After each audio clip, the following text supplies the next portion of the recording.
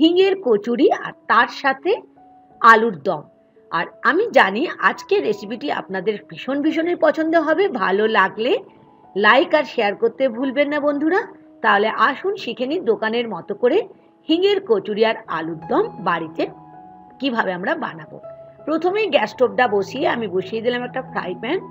আমি এখানে নিয়ে নিলাম 1 চামচের মতো জিরে আর 1/2 চামচের মতো মৌরি। শুকনো ফ্রাই প্যানের মধ্যে আমি এটাকে একদম শুকনো করে রোস্ট করে নিচ্ছি। যখন দেখবেন খুব সুন্দর একটা গন্ধ আসছে তখন বুঝবেন হয়ে গেছে। এটা কিন্তু একদমই পোড়ানো চলবে না, তাহলে তেতো লাগবে। এখন গ্যাস ওভেনটা বন্ধ করে দিলাম। এখন আমি একটা মিক্সি জার নিয়ে নিয়েছি।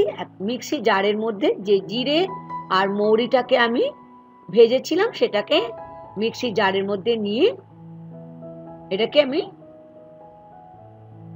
গ্রাইন্ড করে নেব, কিন্তু একদম এটা মিহি গুঁড়ো করা চলবে না।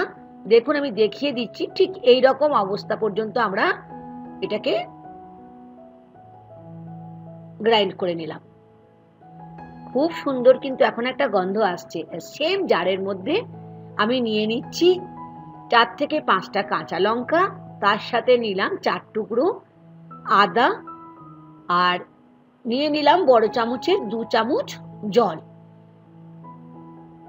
আজকে আমরা বানাচ্ছি মিষ্টির দোকানের মতো করে হিঙের কচুরি, তাই অবশ্যই অনুরোধ থাকলো শেষ পর্যন্ত দেখে নেওয়ার। দেখুন আদা আর কাঁচা লঙ্কার কিন্তু আমার বাটা হয়ে গেছে। এইভাবে যদি স্টেপ বাই স্টেপ ফলো করে দেখবেন একদম দোকানের মতো টেস্ট হবে আমাদের আজকে হিঙের কচুরি আর আলুর দমে। তাহলে আবার আলুর দমের জন্য যেটা তৈরি করা মশলা তো হয়ে গেল। এখন আমি বিউলির ডাল 150 থেকে 200 গ্রাম আগের থেকে ভিজিয়ে রেখেছিলাম। এখন মিক্সি জার নিয়ে নিলাম, আর যে বিউলির ডালটা আমি ভিজিয়ে রেখেছিলাম মিক্সি জারের মধ্যে বিউলির ডালটাকে নিয়ে নিলাম। কিন্তু এখানে খুব অল্প পরিমাণে বড় চামচের 1 থেকে 2 চামচের মতো জল দিলাম। জল বেশি দেওয়া চলবে না। দেখে নিন আমি ঠিক এরকম ভাবে বিউলির ডালটাকে পেস্ট করে নিলাম। দেখেছেন? এখন যেটা করতে হবে আমাদের কচুরি বানাবার জন্য ময়দা। আমি এখানে নিয়েছি 1 কাপ ময়দা। আপনারা পুরোটাও ময়দায় করতে পারেন, তবে আমি নিয়েছি 1 কাপ আটা। 1 কাপ আটা আর 1 কাপ ময়দা দিয়ে যদি কচুরিটা বানান একদম দোকানের মতোই মুচমুচে হবে।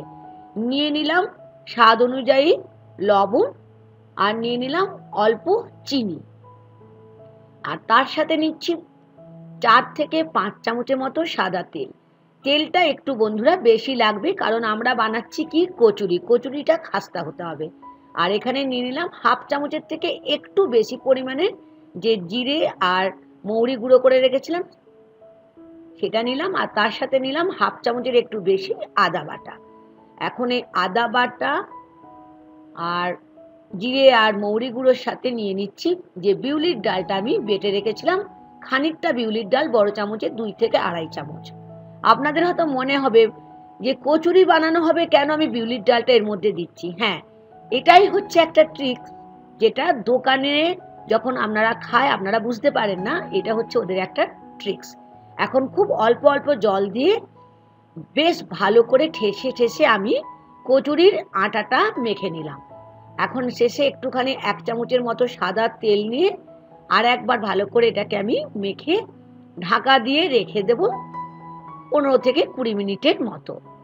অবশ্যই একটু শক্ত মাখতে হবে কচুরির আটাটা। এখন ঢাকা দেওয়া থাকলো। 15 মিনিট পরে আবার ফেরত আসবো।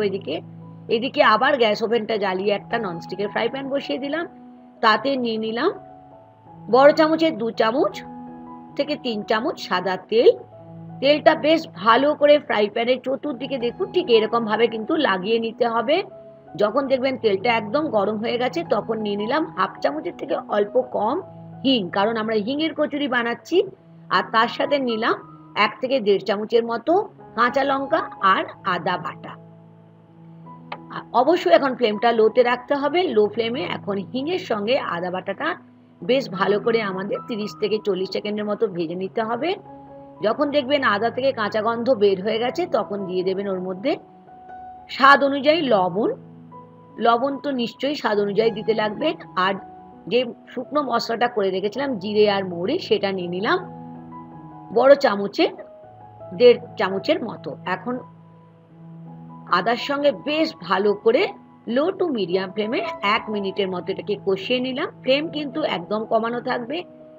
যখন দেখবেন খুব সুন্দর একটা মশলা থেকে গন্ধ আসছে, তখন যে বিউলির ডালটা আমরা বেটে রেখেছিলাম, বিউলির ডালটা আমি এই মশলার সঙ্গে আস্তে আস্তে মিশিয়ে দিলাম। এখন ফ্লেমটাকে মিডিয়াম ফ্লেমে রেখে বেশ ভালো করে আমাদের আদা বাটা, জিরে, মৌরি গুঁড়ো আর হিঙের সঙ্গে ভালো করে এটাকে আমাদের দেখুন এরকম ভাবে বানিয়ে নিতে হবে। দেখতে পাচ্ছেন কি সুন্দর নিজের থেকে কিন্তু। আর অবশ্যই এটা ননস্টিকের ফ্রাই প্যানে করবেন বা ননস্টিকের কড়াইয়ে করবেন। যখন দেখবেন একদম ছেড়ে আসছে, তখন শেষে আমি আরো 1 চামচ ভাজা মশলাটা দিয়ে দিলাম। ভাজা মশলা দিয়ে ঠিক এরকম করে আরেকবার মিশিয়ে নিলাম। এখন দেখেছেন একটা মন্ডের মতো হয়ে গেছে। এই অবস্থায় আমি গ্যাসের ফ্লেমটা বন্ধ করে ঠান্ডা করতে দিলাম। ঠান্ডা করার পরে আমি একটা পাত্রর মধ্যে এটাকে আমি নিয়ে নিলাম। তাহলে আমাদের হিঙের কচুরি দেখুন পুর রেডি হয়ে গেছে। দেখেছেন কি সুন্দর এরকম ঠিক একটা বলের মতো করা যাচ্ছে। তার মানে আমাদের এবার পরের স্টেপে চলে যেতে হবে। মানে আমরা কি, আমরা আলুর দম বানাবো। তাহলে সর্ষের তেল তো অবশ্যই লাগবে। দিয়ে দিলাম বড় চামচের 2 চামচ সর্ষের তেল। লবণ আর হলুদ দিলাম। যখন দেখবেন সর্ষের তেলে কাঁচা গন্ধ চলে গেছে, আমি এখানে 300 থেকে 350 গ্রাম ছোট বেবি পটেটো নিয়েছিলাম, যেগুলো আগের থেকে সেদ্ধ করে খোসা ছাড়িয়ে রেখেছিলাম। বেশ ভালো করে মিডিয়াম ফ্লেমে ভালো করে আমরা এটাকে ভেজে নিচ্ছি। আপনারা ইচ্ছে হলে আলুর দমের সঙ্গেও দিতে পারেন কিংবা আলুর তরকারিও দিতে পারেন, তবে আজকে আমি একটু অন্য প্রসেসে আলুর দম শেখাচ্ছি।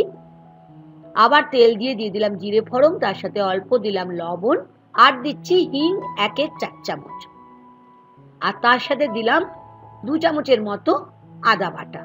ভালো করে আদা বাটাটাকে কষিয়ে নিলাম হিং আর সর্ষের তেলের সঙ্গে। যখন দেখবেন কাঁচা গন্ধ চলে গেছে, তাতে দিয়ে দিলাম জিরে গুঁড়ো, ধনে গুঁড়ো, রেড চিলি পাউডার, মানে কাশ্মীরি রেড চিলি পাউডার দিয়ে ভালো করে লো ফ্লেমে কষিয়ে নিলাম। আর এটা যাতে মশলাটা পুড়ে না যায়, সেই জন্য 2 চামচের মতো জল দিয়ে দিলাম। এখন দিয়ে দিচ্ছি স্বাদ অনুযায়ী লবণ, দিয়ে দিলাম গরম মশলা।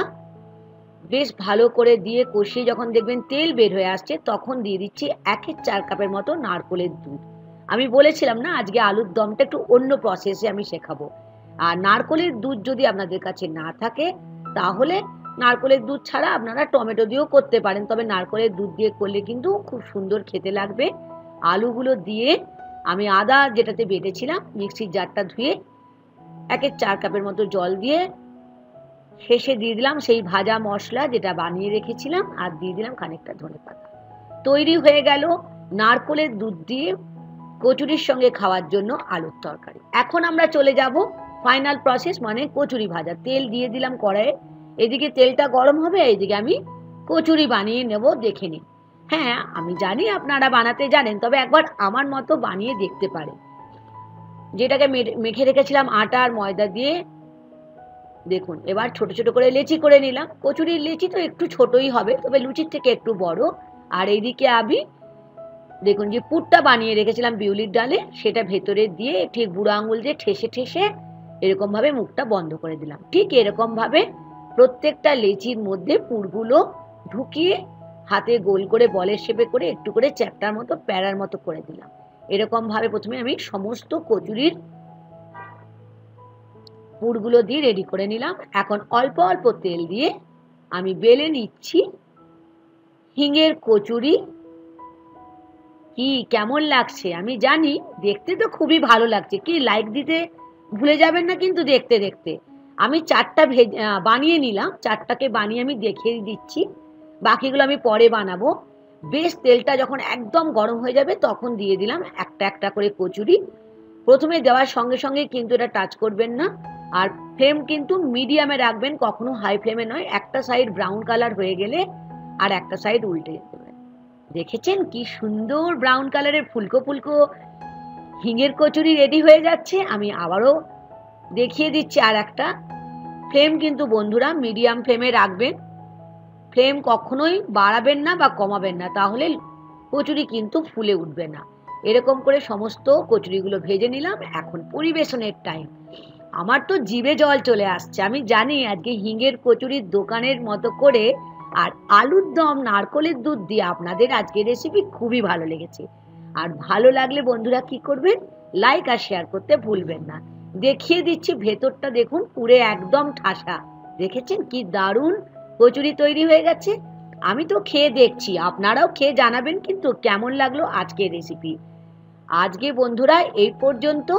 ভালো লাগলে লাইক আর শেয়ার করতে ভুলবেন না। Thank you.